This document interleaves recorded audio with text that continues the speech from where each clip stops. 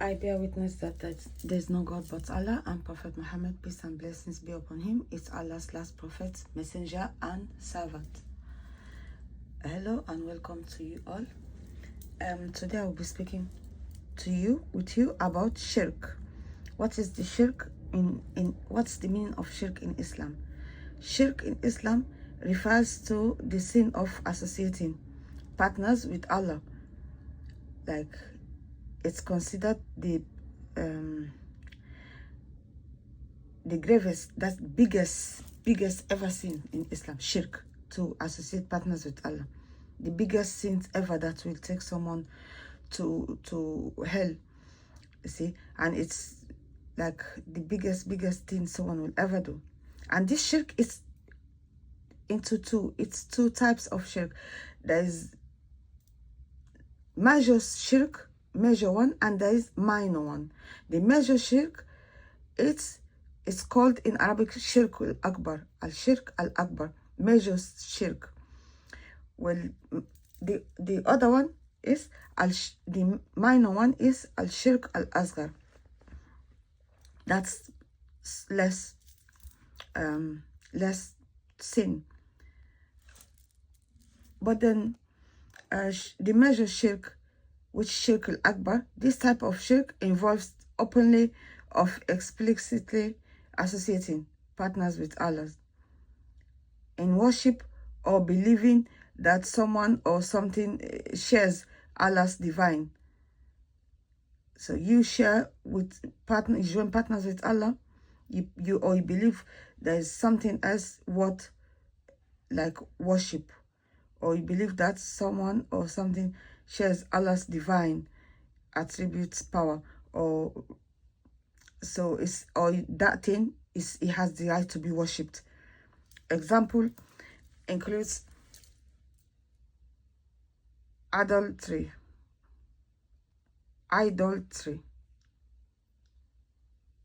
like worshipping idols, idol worship, or other deities alongside or instead of Allah. You worship idols, you worship sun, you worship whatever, moon or anything, or praying to other than Allah. That's shirk al-akbar, the biggest shirk. You worship anything or apart from Allah, or praying to other than Allah, directing prayers, supplications, or worship to anyone or anything else apart from worshiping only Allah, or believing in divine powers of created beings. So these things is, you believe that attributing divine powers such as the ability to grant life, death, or sustenance to anyone or anything other than Allah. So you believe that anything else gives life or cause death or anything like that. You don't believe that it's Allah does. It's Allah only has the power to create or take someone's life and bring life back before the day of judgment. It's only Allah has the power, not anyone else. So if you believe anything else or anyone else has the power to do that, that means shirk akbar. You're joining partners with Allah. It's the major shirk. Okay, so it's the biggest sin Allah will never forgive. Also, showing outward signs of belief in Islam while secretly holding beliefs in like other beliefs or other deities, or having a lack of faith in Allah. You just have little bit faith and not much faith. Your faith is not fully in Allah. Your faith is weak. That you're not sure. So that's shirk al-akbar, the biggest shirk ever. Then what is the minor shirk? The less shirk is, this refers to acts that are considered a form of shirk as well, but do not necessarily take a person out of Islam. Example includes swearing by other than Allah. When we swear in Islam, we say, I swear to Allah. You're not going to swear to anything else but Allah. So if someone swears in something else or anything else, or anyone swear to their mom or swear to their whatever, somebody they love, or swear to anything, this is minor shirk. It's not taking them out of Islam, but it's getting there. If they carry on sometime, this can lead them to bigger shirk, the major shirk. So swearing by one's parents and all that is not allowed in Islam. Also, doing acts of worship for show, performing good deeds to show people that you're a good person, you're doing good things. So you're showing off. You're not doing it for Allah. Mainly you're doing it to show off that, oh, you're doing this good deed because you're a good person, you're a good Muslim. We should do good deeds between us, ourselves. We're not showing off to people. When you show off to people, that's shirk al-asghar. That's the minor shirk. So believing also believing in superstitions, like for guidance or protection, rather than relying on Allah. Believing in anything else to protect you. You're not believing in Allah to protect you, you see. You may be wearing something, you believing in that thing gonna protect you. Something, bracelet or necklace, they say that one is for protection. In Islam, it's forbidden to wear anything for protection, because Allah is the one that protects, nothing else protects. Also believing that certain object, like those things, is the same, like, or anything else, or you sacrifice, you sacrifice or you do something which is not for Allah. That as well is a sinful thing. So all those things, shirk akbar is the major sin, and the example for it in the Holy Quran is a lot. It's everywhere, like it's very, very much everywhere. So Allah says in the Holy Quran, Inna Allah la yaghfiru an yushraka bi wa yaghfiru ma duna zalik liman yasha wa man yushrik billah faqad iftara isman azima. Allah forgives not that partners should be set up with him, but he give anything else to whom he pleased. To set up partners with Allah is to devise a sin most heinous indeed. So the big Allah can forgive anything else apart from shirk. Join partners with Allah is the biggest sin Allah will never forgive. You see? So there's a lot of examples in the Holy Quran which Allah says about, and Allah mentioned this story of Luqman. Bismillahirrahmanirrahim.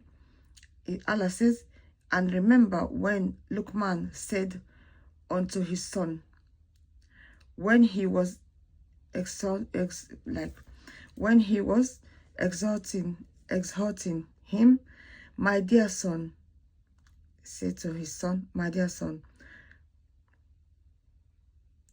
ascribe no partners unto Allah. To ascribe no partners with Allah, he said, as it is a tremendous wrong. He told him he shouldn't join partners with Allah. It's the biggest sin, the biggest sin ever which anyone could do. He was advising his son. And before Islam, the Arabs were worshipping the idols. They used to worship idols. So they used to worship they had a lot of idols. They used to worship them. So Allah sent Prophet Muhammad, peace and blessings be upon him, to tell them to worship only one God.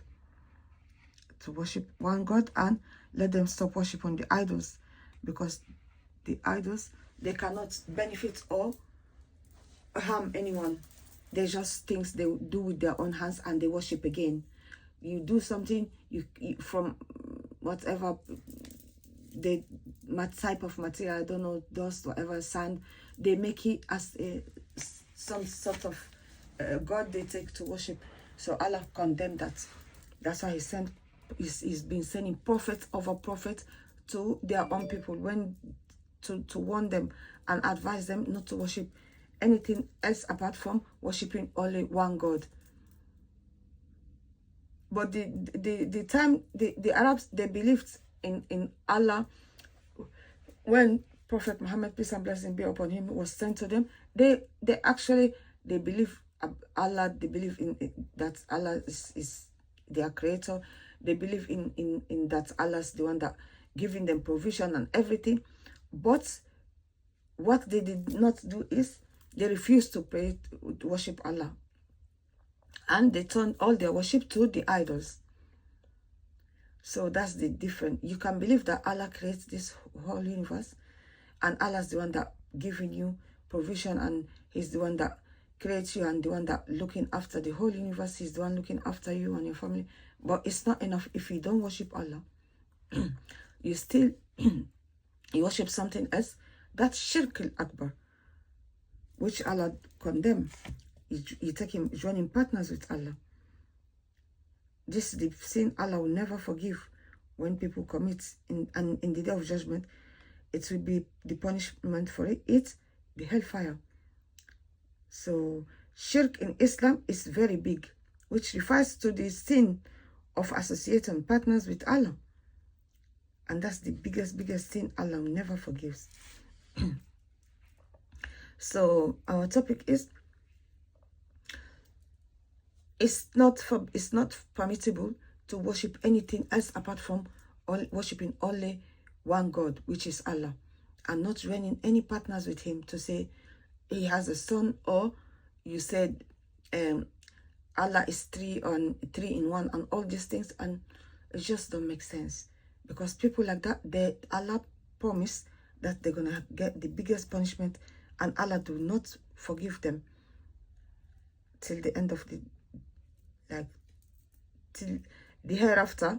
When they die, they're gonna be ending up in hellfire. Who want to be ending up in hellfire? Nobody wanna end up in hellfire, because it's painful punishment for anyone.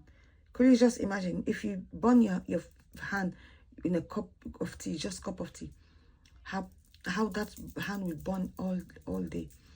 Or maybe you touch hot pots, it will take big bump on the finger. What about the whole body? Will be burned forever, like never stop, non-stop.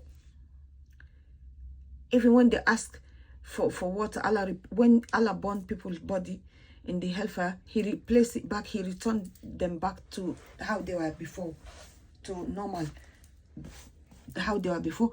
Then it burns them again for them to test how painful that punishment was. And then they ask Allah, they ask the angel that Allah gave the authority to punish them, the angels that punish the wrongdoings, the non-believers in hellfire. When those people ask the angels to give them water, they give them water that has been boiling in hellfire. That water melts in their belly. It's like the same. Everything is hell and fire and just scary, like. So it's just ungrateful. Like when someone, normal human being, done something good for you, will you pay him bad? The good, you turn good with good. Why will we, after Allah created us and making us into the best form we are, instead of we worship him alone, we take partners in worshiping him? It's like we bite the hand that's done good for us. It's like when someone do good for you, you bite the hand that's done good for you. And this is not anyone, this is Allah that created us, created for us all this nature, all this universe we enjoying, we living in, we enjoy ourselves. The least we can do is just appreciate and worship Allah alone, and say thank you to him every day for a new day, for the family we have, for the house you have, for the health, for the life, new life. When you wake up in the morning, thank you, Allah, for another day. And I'm not dead. I'm still, I'm here. Look at me. I'm still here. Thank you, Allah, for make me the person who I am now. At least I can breathe. Some people, they're not here anymore. Some people, they're gone. Some people, they're in the hospital. Instead of being ungrateful, we should say thank you to Allah for every little thing.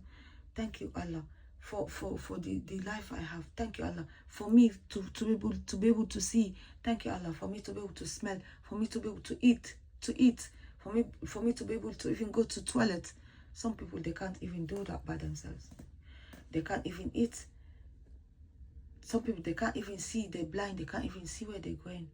Go and bump themselves, bang themselves, and they ask for help.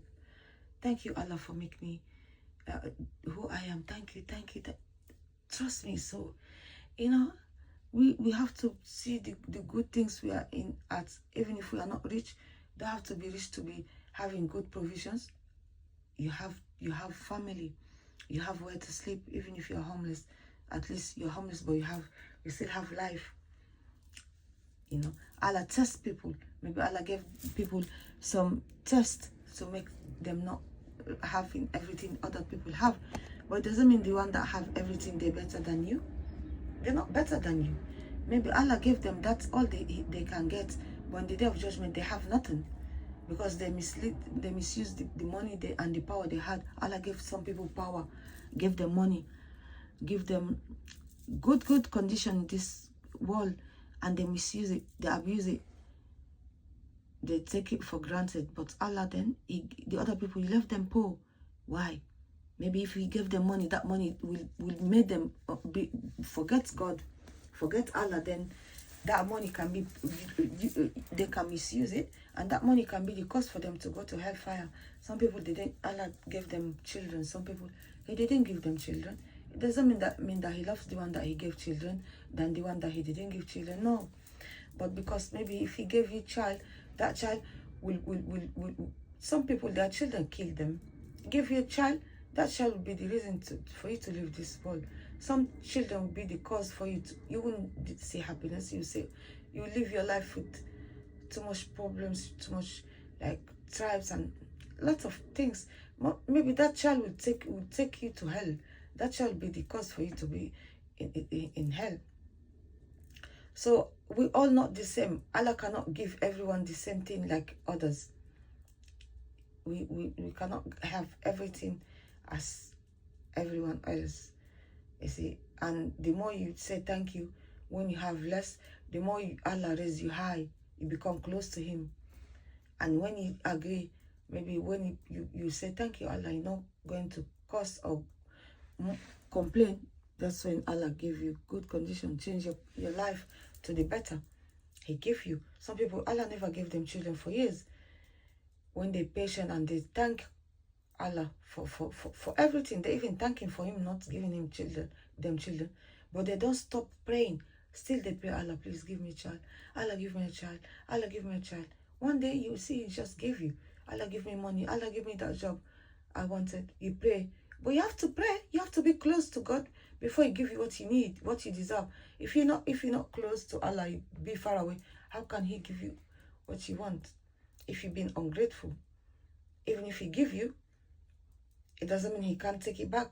He will take it back if you don't appreciate and you don't be grateful that it's Him that gave you what you have. Not because you're clever. That's why you get what you got.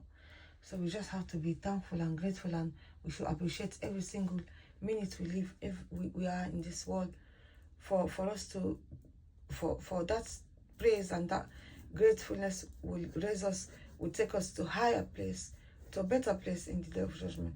We're not going to be with those people that Allah will be angry and He will send to hellfire. But if we deserve that, then who should we blame? Ourselves. If you do something to make you deserve to go to hellfire, well, it's not Allah you should blame, isn't it? It's yourself. When we don't listen to our parents, what do? They ground us, isn't it? So what about Allah? He's the one that creates us, and He's the one that creates our parents. He said, believe me, believe in me, trust in me. He's been saying that in the Holy Quran. He called people, he warned them. There's a glad tidings for those who worship me alone and never took partners with me.